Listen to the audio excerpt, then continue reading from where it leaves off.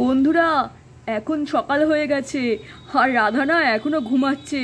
আর আমি কাল থেকে একটুও ঘুমোইনি, এত ঘুম লাগছে না। দেখেছো কাল সারা রাত জেগে আমি কি করেছি? কালকে দেখো সারা রাত জেগে আমি এই মাটির পায়খানাটা বানিয়েছি রাধার জন্য।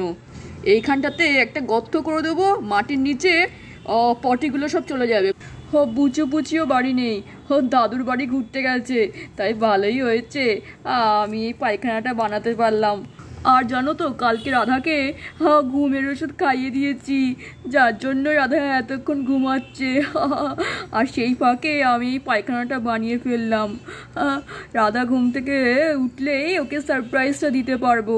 ওর অনেক দিনের স্বপ্ন জানো, যে এই একটা পাকা পায়খানা বানিয়ে দেওয়ানোর জন্য। আগে তো আমরা সবাই মাঠে গিয়ে পায়খানা করতাম, বুঝেছো? এই পায়খানাটাকে তারপরে আমি রং টং করবো, ঠিকঠাক করব, তারপর আমরা ব্যবহার করব, বুঝলে? বন্ধুরা, তোমাদের কেমন লাগলো আমার এই পায়খানাটা? ভালো লাগলে অবশ্যই লাইক করো, ঠিক আছে? আর দেখা হচ্ছে নেক্সট পার্টে।